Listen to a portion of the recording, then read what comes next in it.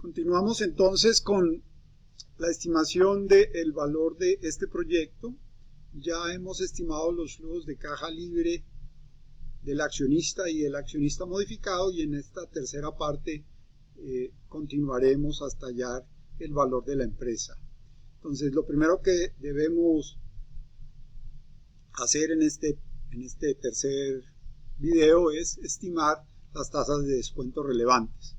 Entonces, lo primero que vamos a hacer es estimar a través del CAPM el beta de la deuda para poder calcular un beta equity, el costo del equity y todas las tasas adicionales de referencia, que no serán las que usaremos, en particular el WACC, sino que lo haremos como un cálculo inicial. Entonces, primero aplicaremos el CAPM para hallar no el costo de la deuda, que ya lo conocemos, sino que usando el CAPM despejamos despejamos el beta de la deuda para hallar, de acuerdo a estos datos, cuál podría ser el beta de la deuda en este caso.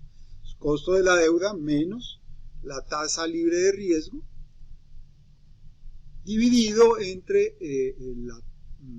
la tasa de mercado menos la tasa libre de riesgo. En muchos casos las estimaciones asumen que el beta de la deuda es 0, en este caso vemos que no es 0, que es 0.67, incluso podría ser pues un poco más alto o más bajo, depende del riesgo de la compañía, y este será un dato que usaremos para nuestro modelo, para nuestras tasas de descuento iniciales. Hallamos el porcentaje inicial del endeudamiento como dato de referencia. Entonces el porcentaje de la deuda sería la deuda 300 dividido entre las inversiones iniciales, que son la inversión en activos más la inversión en capital de trabajo, que es de 100. El endeudamiento inicial, sin considerar el valor del proyecto, el valor presente, es un valor de 0.55 o 55%. Con base en esto, podemos hallar el beta equity. Fíjense que aquí, en esta parte de acá, está explicada la fórmula que aplicamos para hallar el beta equity.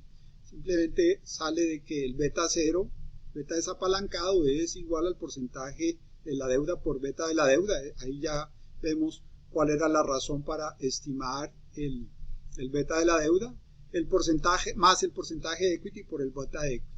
Conocemos el beta 0, es un dato dado, ese lo hallamos básicamente haciendo regresiones, y ya hallamos el beta de la deuda, sabemos cuál es el porcentaje de deuda inicial y el porcentaje de equity inicial, y por lo tanto podemos hallar el beta equity inicial. Calculémoslo, es igual, como vemos de la fórmula, al beta 0 más el porcentaje de deuda sobre el porcentaje de equity por la relación, por la diferencia entre beta 0 y beta de la deuda. Esto nos da un beta equity de 2.28. Con ese 2.28 podemos calcular también el costo del equity aplicando el CAPM. Entonces, igual a la tasa libre de riesgo más el beta equity por la prima de riesgo de mercado, que es KM, menos la tasa libre de riesgo, KF. Entonces tenemos que el KE es igual al 1668. Entonces ya con esto tenemos datos para calcular el WACC, ¿sí? Entonces, porque sabemos cuál es el porcentaje de la deuda, 55, lo multiplicamos por el costo de la deuda después de impuestos, como es lo usual. En estos cálculos nos vamos a la celda donde tenemos la tasa de impuestos y le sumamos, por supuesto, el porcentaje de equity, que es 1 menos el porcentaje de la deuda, porque no lo tenemos explícito, por el costo del equity que acabamos de calcular. Entonces, con base en esos datos ya tenemos el costo del equity, el costo del promedio ponderado, WACC, Weighted Average Cost of Capital, y ya podemos calcular la tasa de descuento desapalancada, que pues era uno de los primeros cálculos que hubiéramos podido hacer, que es simplemente la tasa libre de riesgo más el beta 0 es uno de los datos dados, por KM menos KF, que es la prima de riesgo de mercado. Ya con esto tenemos datos de arranque para estimar estos valores iniciales para el proyecto, tanto desde el punto de vista del flujo de caja libre, como desde el flujo de caja del accionista, como desde el flujo de caja del accionista modificado. En principio para el proyecto finito, que es lo que tenemos aquí seleccionado, pero vamos a dejar ya la formulación lista para el proyecto perpetuo. Entonces, lo primero que debemos hallar es el valor presente de los flujos de caja libres, ¿sí? Entonces, como ya conocemos el flujo de caja libre, este valor de acá, entonces pues simplemente lo vamos a estimar, a ser igual a, la fórmula es BNA, la fórmula del Excel, multiplicamos las tasas, la tasa en este caso es el WACC que acabamos de hallar, sería 0,6. No necesitamos fijarla porque no la vamos a usar sino esa B en este caso.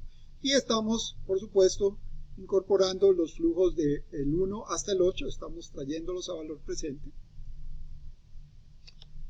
Entonces, este dato inicial nos da 776.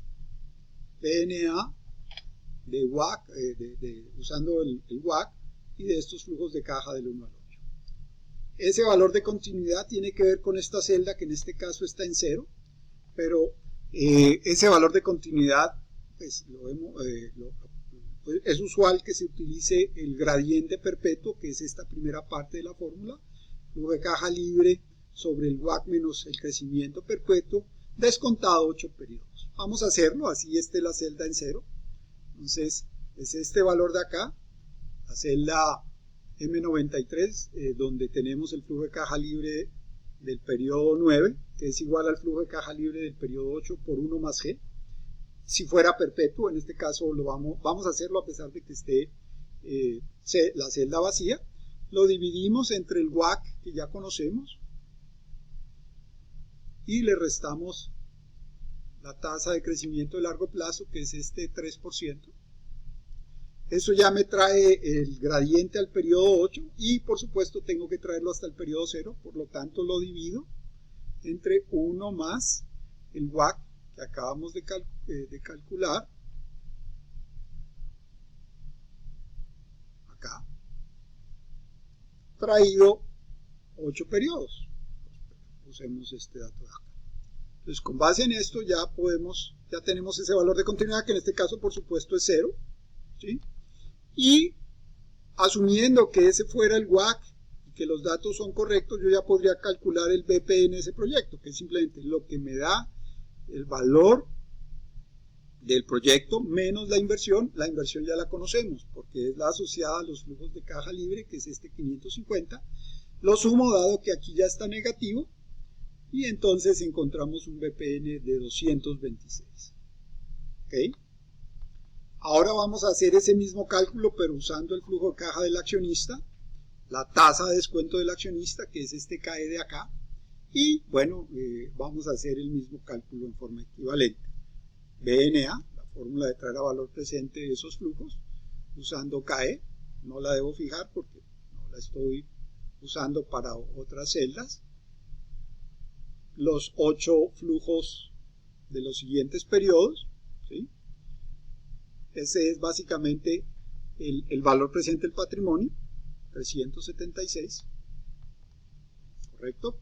Le sumamos el valor de continuidad de la misma manera que se lo habíamos sumado a la estimación del flujo de caja libre. No importa que la celda esté vacía, sabemos que es el flujo de caja del siguiente periodo al periodo explícito de proyección, en este caso el 9, dividido entre el KE menos G, KE menos el crecimiento de largo plazo, y esto a su vez lo descontamos entre la tasa de descuento 8 periodos, porque esa es la tasa a la que debemos descontar estos valores. Vamos a usar este 8 de acá Y con esto ya tenemos el valor de continuidad. Por supuesto, este valor de continuidad está en 0 porque el proyecto está finito.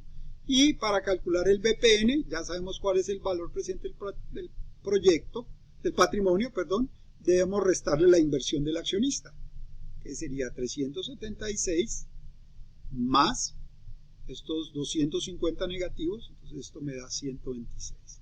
Fíjense que si esto estuviera correctamente calculado, estos dos valores deberían coincidir. Veremos más adelante que en realidad coinciden cuando yo corrijo mis supuestos respecto a las tasas de descuento. Y para hallar de una vez un valor real, vamos a utilizar este flujo de caja de inversión modificado que planteé acá, el desarrollo que está explicado en el documento que acompaña a esta modelación. Entonces vamos a hallar los flujos de caja del accionista modificados, vamos a traer a valor presente los flujos de caja del accionista modificados usando la tasa de descuento desapalancada. Esta es una tasa que no cambia en ningún periodo, que no está afectada por valores de mercado, o sea que este valor de una vez va a estar correcto. Entonces vamos a usar BNA por la tasa desapalancada K0 y los 8 periodos que hemos determinado como el periodo explícito de proyección. A eso le sumamos el valor de continuidad, que sigue siendo 0, por supuesto. Sería el flujo de caja del accionista del periodo 9, descontado entre K0 menos G, dividido entre K0 menos G,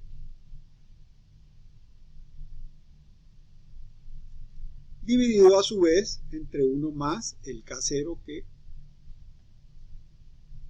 está calculado acá, elevado a la 8 periodos, o descontando 8 periodos. Entonces ya con esto, por supuesto está correcto a pesar de que nos dé 0 porque está vacío, pero aquí yo ya puedo hallar el BPN, que es simplemente el valor del patrimonio al que le resto, como esto es del accionista, le sigo restando los 250. Entonces a pesar de que no coincide con ninguno de estos dos valores, es el valor correcto. Aquí yo ya tengo el valor presente de ese proyecto. Aquí me está diciendo que como proyecto finito es un proyecto atractivo y que debería realizar. Entonces aquí ya hicimos un primer cálculo asumiendo en este caso que las tasas de descuento digamos correctas son este WACC para esta primera parte y este CAE para esta segunda parte, pero estas tasas no consideran algo muy importante, y es que este porcentaje de endeudamiento debe estar relacionado con el valor de mercado del proyecto, el valor real del mercado, entonces no con la inversión. Entonces esto, digamos, genera inexactitudes que pues acabamos de ver que tienen un impacto en el valor.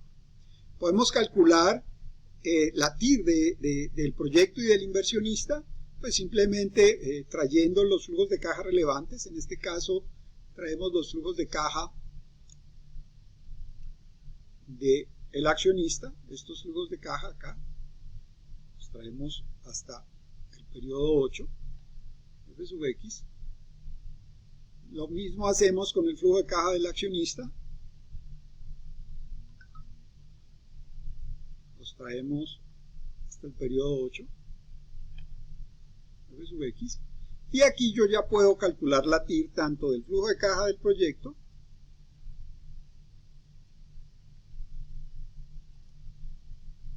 $18 para el proyecto finito y para el accionista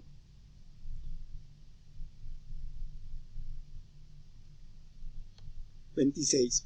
Aquí estamos viendo algo muy importante en finanzas, y es el valor del apalancamiento.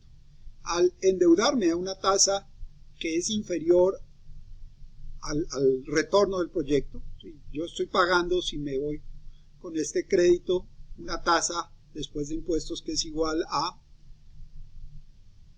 el costo de la deuda por 1 menos la tasa de impuestos. Esa tasa de impuestos es 35%. Entonces fíjense que ahí este valor es inferior al 18.3 y eso genera la ventaja del apalancamiento.